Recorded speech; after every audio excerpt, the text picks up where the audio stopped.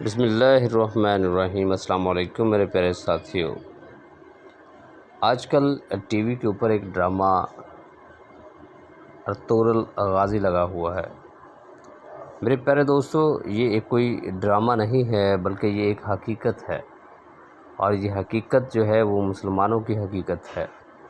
یہ مسلمانوں کی وہ جوان مرد نسل ہے جنہوں نے مسلمانوں کی لاج رکھی اور خلافت کے دور میں پوری امت مسلمہ کا جو سر ہے وہ بلند کیا۔ میرے پیارے دوستو، میں آپ کو یہ بتانا چاہوں گا کہ اس ارطغرل کی تاریخ کیا ہے، یہ کون تھا، یہ کون سی نسل سے تھا، یہ کس کا بیٹا تھا، اس کے کتنے بچے تھے، اور یہ کیسے ایک عام خانہ بدوش قبائل سے نکل کے اتنی بڑی طاقت بن گئے۔ میرے پیارے دوستو، اس کے لیے میں آپ کو سب سے پہلے یہ بتاؤں گا کہ جو طغرل ہے یہ کون سی نسل سے ہے۔ میرے پیارے دوستو، ایکچولی یہ جس نسل سے ہے وہ نسل خانہ بدوش قبائل پر مشتمل تھی، لیکن قائم کے زمانہ میں جو کہ اس وقت خلیفہ وقت تھا، یہ ایک منظم طاقت کی حیثیت حاصل کر گئے اور انہوں نے ایک عظیم الشان حکومت کی بنیاد رکھی، اور یہی وہ لوگ تھے جنہوں نے آگے چل کر بغداد میں دیالما کی جگہ لے لی۔ یہ میں آپ کو گاہے بگاہے بتاتا چلوں گا۔ پہلے ہم ان کی مختلف تاریخ کے بارے میں جاننا چاہتے ہیں کہ جو سلجوقی تھے یہ نسلاً ترک تھے، کیونکہ جو آپ نے نام بولا، جو طغرل کی میں بات کر رہا ہوں، طغرل بیگ سلجوقی جو ہے یہ ایک سلجوقی قبیلے سے ہے، اور سلجوقی کیسے پڑے یہ بھی آپ کے سامنے بات رکھتے ہیں۔ ان کا جو آبائی وطن ہے یہ ترکستان اور چین کا درمیانی علاقہ تھا۔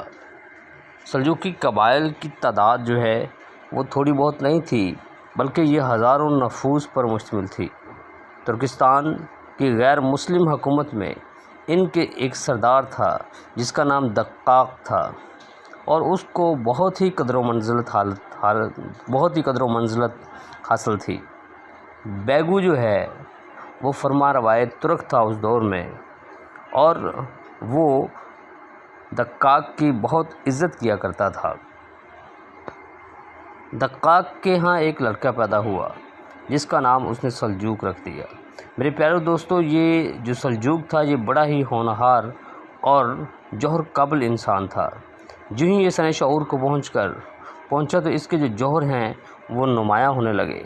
اس کی صلاحیت اور کارناموں نے جو بیگو کے دل میں بہت ہی اعتماد حاصل کر لیا، اور بیگو میں نے آپ کے سامنے بات رکھی کہ وہ فرما روائے ترک تھا۔ کہتے ہیں اس نے اپنا جو سپہ سالار تھا وہ اس شخص کو چن لیا جسے میں نے ابھی نام دیا کہ سلجوق تھا۔ کہتے چند دنوں میں اس نے اتنا اثر پیدا کر لیا کہ جتنے ترک تھے وہ اس کے مطیع ہو گئے۔ اس کا اثر اقتدار کو دیکھ کے جو بیگو کی ملکہ تھی اسے خطرہ پیدا ہو گیا، اور اس نے اپنے شوہر کو اس کو قتل کرنے کا کہا۔ لیکن جب سلجوق کو اس بات کا پتہ چلا تو سلجوق اپنے زیر اثر ترکمان قبائل کو لے کر ترکستان سے ترک وطن کر کے اسلامی قلمروں میں چلا آیا۔ اس کے بعد اس نے ایک علاقہ ماورا النہر میں اس نے قیام کر لیا اور دارالاسلام میں داخل ہو گیا۔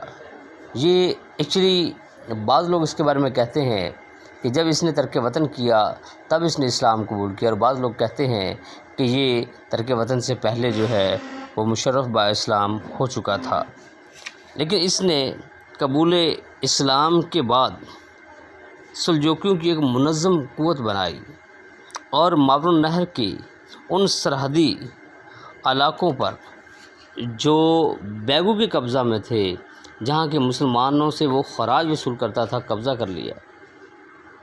ایک زندگی کا دورانیہ گزارنے کے بعد تقریباً 107 سال کی عمر میں جو سلجوق ہے وہ انتقال کر گیا، لیکن اپنی یادگار میں یہ 4 لڑکے چھوڑ کے گیا، جن میں اسلان یا اسرائیل، میکائیل، یونس اور موسیٰ تھے۔ میرے پیارے دوستو، ان سب کی نسلیں چلیں، لیکن جو اللہ تعالیٰ نے میکائیل کی اولاد کو عظمت دی وہ شاید باقیوں کو نہ مل سکی۔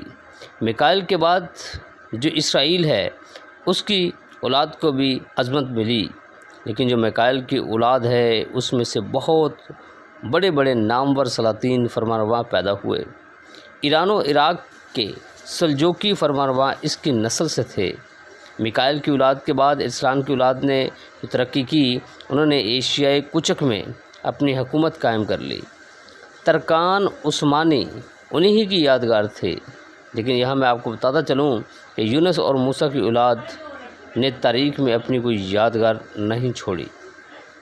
میرے پیارے دوستو، سلجوق کی موت کے بعد اس کو 4 لڑکے ماوراء النہر کے مختلف حصوں میں پھیل گئے۔ ارسلان اپنے قبیلہ کے ساتھ بخارا کے قریب مقیم ہو گیا اور ایلک خانی اور غزنوی حکومت کی جو سرحدوں تھیں ان پر طاقت شروع کی۔ ایلک خان کا ملک زیادہ قریب تھا، اس لیے وہ بہت گھبرایا، لیکن سلجوقیوں کو روکنا اس کے بس سے باہر تھا، اس لیے وہ خاموش رہا۔ اسی دور کی بات ہے کہ جو سلطان محمود ہے وہ اپنی اور ایلک خان کی سرحدوں کے تعین کے سلسلہ میں ماوراء النہر گیا۔ غزنوی حدود سے سلجوقیوں کی قربت محمود کے لیے بھی خطرے سے خالی نہ تھی۔ اس کی وجہ کیونکہ اگر وہ ایلک خان کے ملک پہ حملہ کرتے تھے تو ایلک کے بعد محمود ہی کی باری تھی، اسی لیے ایلک خان نے اس کو بھڑکایا کہ ترکستان کے جو قبائل ان حدود میں آ کر آباد ہوئے ہیں انہوں نے نور بخارا، سغد اور سمرقند کے مرغزاروں پر قبضہ کر لیا ہے۔ سلجوق کے 4 لڑکوں نے بڑی شہرت اور ناموری حاصل کی، ان کی قوت بہت زیادہ تھی اور اسی بنیاد پر وہ حکومت کی داغ بیل ڈالنا چاہتے تھے۔ جو ایلک ہے اس نے محمود غزنوی کو یہ بات کہی کہ آپ لوگ تو عمومی طور پہ ہندوستان کی مہموں پہ ہوتے ہیں، لہٰذا ان کا تدارک بہت ضروری ہے کیونکہ یہ ہمارے علاقوں پہ قبضہ نہ کر لیں۔ جو محمود تھا ان 9 وار قبائل کے خطرے سے بے خبر نہیں تھا۔ اس سفر میں ان کی قوت و کثرت اپنی آنکھوں سے مشاہدہ کر کے ان کی جانب سے بدگمان ہو گیا اور سلجوقیوں کے پاس دوستانہ پیغام بھیج کر عہد مواخاتہ کے بہانے سے بلا بھیجا۔ اس دعوت پر جو سلجوق کے 4 بیٹوں میں سب سے بڑا تھا وہ محمود سے ملنے آیا، جس کا نام ارسلان تھا۔ اس نے ان سب کا بڑا احترام کیا، اسے اپنے ساتھ تخت شاہی پر بٹھایا اور باتوں باتوں میں سلجوقیوں کی فوجی قوت کا حال معلوم کر کے ارسلان کو قید کر کے ہندوستان بھیج دیا۔ وہ قلنجر کے قلعہ میں نظر بند کر دیا گیا۔ میرے پیارے دوستو، اس کے اوپر آگے 2 رائے ہیں۔ کچھ لوگ کہتے ہیں کہ اس کو قید کے اندر ہی مار دیا گیا تھا اور کچھ لوگ کہتے ہیں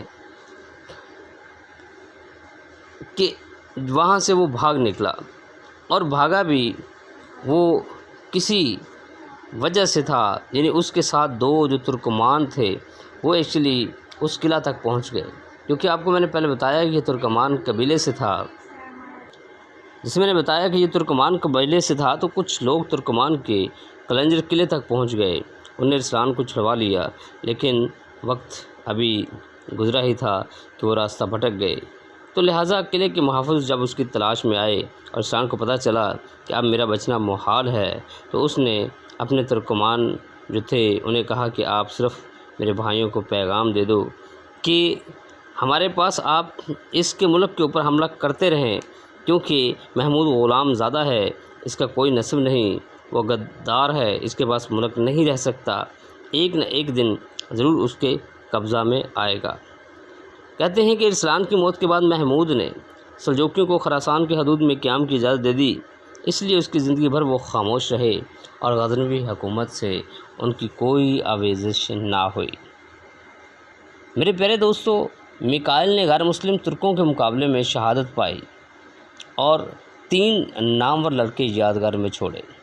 یہاں سے کہانی میں ٹوسٹ آئے گا۔ ان میں ایک تغرل بک محمد، ایک جعفری داؤد اور تیسرا جو ہے وہ بیگو تھا۔ باپ کی موت کے بعد یہ تینوں بھائی چند سے نور بخارا منتقل ہو گئے۔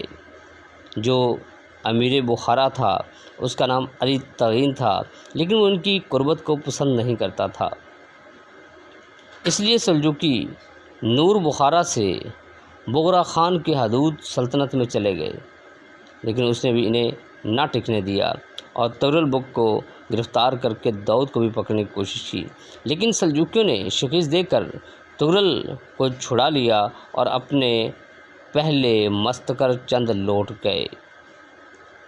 چند بھی بخارا کے قریب تھا۔ علی تغین پہلے سے سلجوکیوں کے خلاف تھا، اسی مرتبہ اس نے ان سے لڑنے کی بجائے تغرل کے چچا زاد بھائی یوسف بن موسیٰ کو توڑنے کی کوشش کی اور اس کو بخارا بلا کر بخاری ترکوں کا سردار بنا لیا اور نیاخ بیگوں کا لقب اور جگیر عطا کی، لیکن یوسف اس کے پھندے میں نہ آیا، اس لیے علی تغین نے اسے قتل کر دیا۔ یہ وہ قتل ہی تھا جس نے سلجوکیوں کے دل میں حملے کی طاقت ابھار دی، لہٰذا انہوں نے حملہ کر کے ہزارہ بخاری فوج تحت تیگ کر دی۔ علی تغین نے بھی اپنی فوج کشی کر کے ان کی بڑی تعداد قتل و گرفتار کر لی اور سلجوکیوں کو جند بخارا سے منتشر کر دیا۔ خوازم کے فرما روا ہارون بن تونتاش کو جب اس کی خبر ہوئی تو اس نے سلجوکیوں کو اپنے ہاں دعوت پہ بلایا اور اس دعوت پر سن 426 ہجری میں خوازم میں جا کر مقیم ہوئے، لیکن کچھ ہی دنوں کے بعد ہارون نے بھی غداری کی اور سلجوکیوں کو قتل و قید کر کے ان کا مال لٹوا لیا، اس لیے یہ لوگ خوازم چھوڑ کر مرو چلے گئے۔